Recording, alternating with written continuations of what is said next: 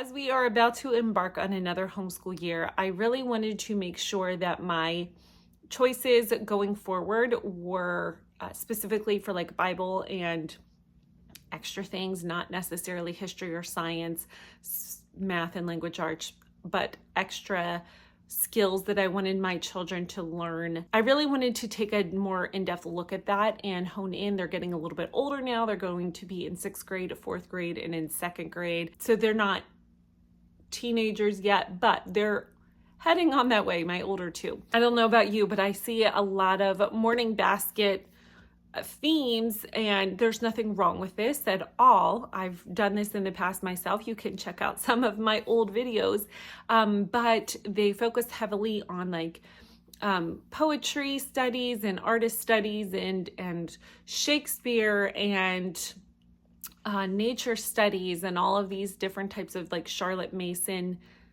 style studies. And I actually have a few of those I'm going to be sharing later in this video. So again, I think those are lovely and great, and they do have a place, but I had to look back and say, okay, when my children leave our home, what practical real life skills do they need to have?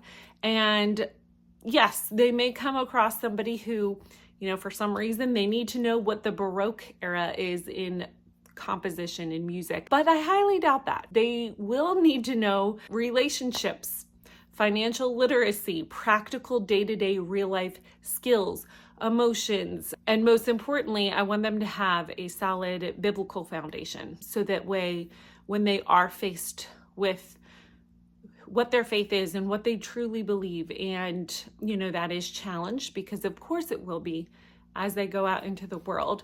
I want them to have a strong understanding of who they are. Now, that doesn't mean that they will necessarily accept everything, and they won't always have, my beliefs may not be exactly what they believe, but I just want to make sure I'm doing my job on my end to show them, to give them a strong foundation in all of these topics. So that said, going forward, yes, I'm still going to do have poetry in our homeschool, because I don't think there's anything wrong with that. But starting this year and every year forward, I'm going to make sure I really am more diligent about incorporating like finances, budgets, that type of thing, emotional development.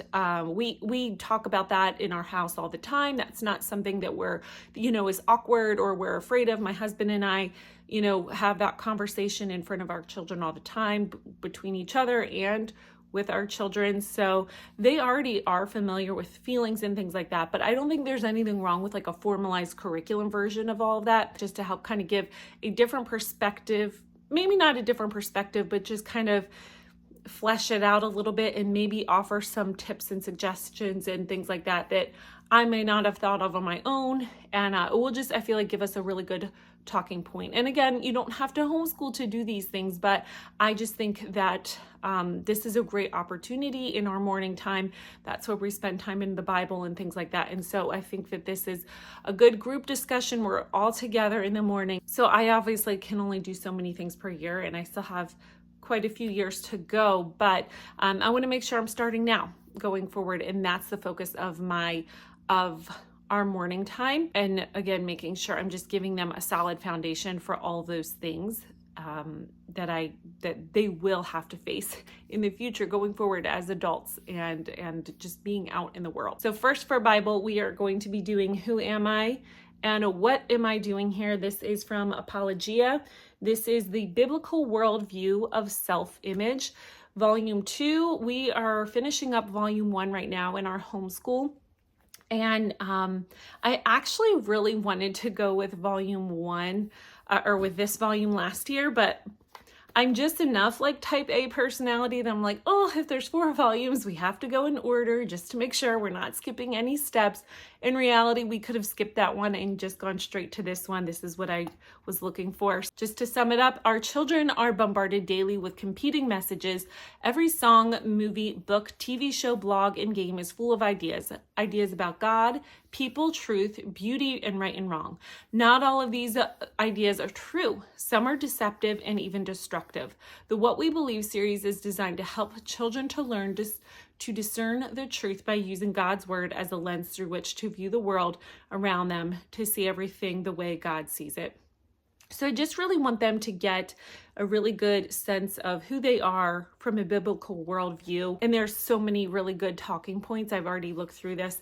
There's a lot of good talking points that will be addressed throughout the years or throughout the year. And I think it'll be a really good kind of foundation. And then I have a few things to go along with that I'll share in just a second. So we'll do this 3 days a week. And then the other 2 days a week, we will do Indescribable. This is 100 devotions about God and science. So we have done this year too. We're finishing up How Great Is Our God. It's the same exact thing.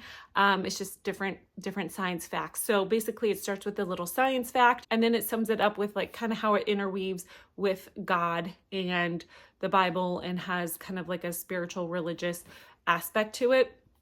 And so my girls have been loving this too. So we got the second version of this to go along, and we will do this the other days of the week. This I feel like my older two will get more out of this. My youngest one really, really loves this. She looks forward to this whenever we do it. So this is kind of more for her, although we all find this interesting. I feel like my older two will probably get more out of this. So going forward, my plan is to not just cover Bible stories, which, they can get in Sunday school. And there's nothing wrong with that, obviously. Those are very important, but my girls kind of already know all of those. And so I think I want them to get like a really good, strong foundation of who God is and who they are in God. And then study the Bible as in having a good foundation of the actual Bible. Like, what are the minor prophets? What are the major prophets? What are the prison epistle? How does all of the Old Testament and the New Testament go together to present Christ? How do we see Christ in the Old Testament? So I kind of want them to get a really good, solid biblical foundation as well. I want to make this clear. I don't think that 30 minutes in the morning of our homeschool morning time, just because I have curriculum, that's it. No, these conversations are to be had all throughout the day, at nights, on the weekends, during the summer. It's not just for school, but I do think there is something to be said about having something, like I said, more formal to kind of lay out and give you ideas and talking points that you might not have just come up with on your own. So one of those we will be using is Laying Down the Rails. This is by Simply Charlotte Mason. We have actually started this towards the end of the school year, and I've really been enjoying it. It's different character traits to focus on. And there's teeny little lessons. They only take just a few minutes at a time to discuss per character trait. There's actually 2 books. This is book 1. I have both books. Like I said, so we've done that this past year, and we will definitely continue it next year and maybe even the following years to go along with the biblical view of self-image and who we are. I got a few of these books as talking points again. So we have Your Happiest You, The Care and Keeping of Your Mind and Spirit. This is from American Girl. These are oh my gosh, from the early 2000s, probably when I was their age. But they still look really good. So Care and Keeping of You, this is for your mind and spirit. This is the Feelings book. This is the Care and Keeping of Your Emotions. And then I have one other one. This is the Care and Keeping of You, the Body book for girls. There are a lot of good talking points in here, and I will definitely pick and choose. This is not something I'm just going to go through and read page for page. I'm going to be skipping some things that I just don't think I want to necessarily introduce my girls to and plant those thoughts in their heads. But I think overall this looks like a really good resource to have. I will let you guys know how I like it and if I had to skip a lot of it, or if I really did talk about it and we covered a lot of the topics, I'll let you guys know.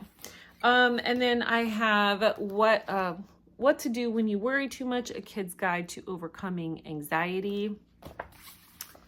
What to do when you grumble too much, a kid's guide to overcoming negativity. So lots of discussion about feelings, emotions, bodies, mental health. I have a science unit about that that's going to happen. I just really want to make sure that this will be a continued conversation for years to come, of course. And again, I am all about having resources to help me out in that direction as well. Another thing we're getting is, I don't have them yet, they're still in my Amazon cart, is gratitude journals. I have like 3 that I'm looking at and I just can't decide. And so these will just take a minute a day, 2-3 minutes a day, and just having something that they are grateful for. Besides the normal, my house, my family, my dogs, like, yes, those are all great. And I don't want to minimize that, but you know, I want them to make sure that we are cultivating an attitude and, a mindset of gratefulness, gratitude, looking for the good in things, looking for your blessings. Because I really do believe there's so much research that having a grateful mindset really increases your whole positive outlook on life. And so I think that just even a few minutes a day of that is really, really beneficial. So I have one for myself that I haven't been doing in a long time. And so this gives me a reason to do it as well, to add my own gratitude journal. And I think it'll be something really good for all of us to start, especially them getting in that habit really early. Next, we have poetry. Like I said, we are not going to just ignore all of that. We're going to keep it light though. This is Where the Sidewalk Ends. I got this on eBay and my daughter saw this and she was like, Mom, we can't use this. It's all torn. I'm like, it'll be okay. We'll just tape it up. It's okay. And so this one has been actually on my list for several years since I started homeschooling, and I totally forgot about it. I asked for some suggestions in a video a few months ago from you, and some of you mentioned this one, and I was like, oh yes, I've been wanting to get that. I totally forgot about it. This is just kind of like fun, silly poems. Some of them seem a little outdated and a little bit cringy, but but I think overall, I think we can work past that and kind of, so that will be the one. I have a few other poetry books, and we'll just do one quick one a day. It should take like 30 seconds to a minute, nothing too extreme or too long. Okay, and then lastly, I have for Fridays, I try to make Fridays a little bit different, just so it switches things up. I try to make it a little bit lighter, and so our regular course load looks different and our morning time looks different. So on Fridays, we are going to be doing, I got A Child's Introduction to Poetry. This is broken down into 2 components. So it gives kind of like the type and genre of poetry, but it also gives famous poets, starting with, I think Homer was the first one, and then it goes to more modern poets and just gives like a little kind of blurb of what their, a short little biography, and then some of their notable works. You can also go online and listen to, they have like, they'll say play track 40 and you can listen to the poem. So I think that's really cool. Or you could just read it yourself. I'll probably just read them myself, but I'm excited about this one. And then the same company, this is A Child's Introduction to the Orchestra. Same things, kind of going to give a brief history on like what the Romantic period, the Baroque period, the modern period. Then they're going to be doing like a look into the strings and the percussion and the woodwind instruments and things like that. So I think that is really, and they're going to give a sample too. So this one I will be utilizing the soundtrack. Again, they have a website. It's when you buy the book, it's on there and it tells you exactly where to go. And they only play like 2 minutes of the song. So I know sometimes, when you study music and composers, they want you to listen to like a 10-minute long piece, and my girls after like 3 minutes are like, okay, is this almost over? And I don't blame them, because it's like, all right, we get it. I don't need to listen to this whole 10-minute thing. So these are only like two minutes or so, and I think that's just enough to get the idea of what they're talking about. And then lastly, this is A Child's Introduction to Art, the world's greatest painting and sculptors. So again, it's broken up into multiple sections. It's going to give kind of like a brief art history of the main periods of art, and then it's going to go and give biographies and notable works of art from famous artists. So this will be Fridays. I'm not sure if I will do like 2 out of 3 at a time and kind of rotate that.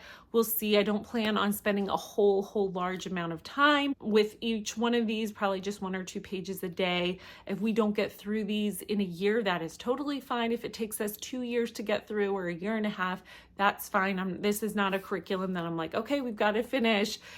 This is just for our pleasure, for our, very relaxed approach to this. And so I just want to sum up by saying, if you're thinking like this is a lot, because I remember, especially when I was first homeschooling, how do people choose what they're even putting in their morning basket, or what they choose to study for, their group subjects? And B, they just showed me like 20 different things. Do they really do all of these every single day? And they say no. Like, they're always like, we don't do these every day. But I never really said, like, well, how do you figure out when to do what? Do you just randomly pull like whatever the mood strikes you for? So I actually do have a plan. I'm going to show in a video later on how I plan on doing it all, and how I plan on doing morning basket and all of our days. I'm going to show detailed plans of every single thing. And so I'll share more information that, but no, I don't plan on doing this every day. And yes, I don't just pull, okay, this looks good, we'll do this today. How about this? No, I can't do that, because if I do, I will not stick with it and it will not get done. And it'll be so easy to say, let's just skip it, because I've done that in the past. So I have to have it written down. We're doing this on this day, this book this day, this book this day. And it really helps me to maintain that momentum to keep going. So that's how I do it. I don't know, maybe other people do say, oh, no, I just pull from whatever looks good. And that's fine too. To each their own. That's just how it works for me. And then if you were thinking like, oh my God, like, yeah, how do I know what to choose? What I would say, again, whether you've been homeschooling, you're just going to be starting homeschool, you've been homeschooling a couple years, or maybe if you're a decade or so into this, you might probably already know this. And so I'm not coming across as like trying to be an expert or a know-it-all or anything, because I'm still learning. This will be our 6th year of homeschooling. So we have quite a few years under our belt. I would say, look at the big picture of, what are your children's ages, right? And attention span. Littler, you're not going to do as much. If they're middle-aged, older kids, not middle-aged kids, middle kids, like my ages, 2nd grade, 4th grade, 6th grade, they can kind of sit still, comprehend, or older, high school, they obviously can handle longer subjects and more in-depth subjects. So how old are they? What do they want to, what do you want at the end of the day when they have left your home, when you're finished homeschooling? Look back and say, okay, I'm so glad we covered this, and this. And that can change, and priorities can change and shift, and that's okay. I did that, but I haven't really done it and really named it until this year. Yes, I have incorporated the Bible and things like that, but as far as those practical real life skills, I really want to make sure we're focusing and honing in and really doing like an apologetics course with the Bible, and really focusing on what those goals that I had for my children are. And so going forward, like I said, that's what I will be doing. So just asking yourself, what do I want my children to learn that's age appropriate, of course, and how can we get that started? And a little bit, obviously, like I said, so if they're younger, little bits here and there. The older they get, the more in depth you can go, and the bigger and greater and longer of discussions that you can have. So that's just how I approach it. And if I were to tell someone who wanted to consider that and they weren't sure where to start, that would just be what I would say. But again, we all have different goals and values and things like that. So anyway, I hope you enjoyed this video. I hope it was helpful. Maybe you got some ideas of things to incorporate in your school with your children. I'm really excited for next year. It's something different. We haven't really done anything we've done a few things like this, but it's going to be, I'm just excited. I'm excited for the conversations and for us to have that, and for the resources that I have chosen. And I think it will be really good. I'm praying for blessings for next year. So thank you so much for watching. I truly, truly appreciate you being here. Say that all the time, but I really do. Like, it really means so much to me. I hope you do find this to be helpful. If so, make sure you hit the like button and subscribe if you want to stick around, see more of my videos just like this. I do all types of different homeschool style videos, so make sure to stick around. And I hope you have a great, great day. I'll see you soon. Bye-bye.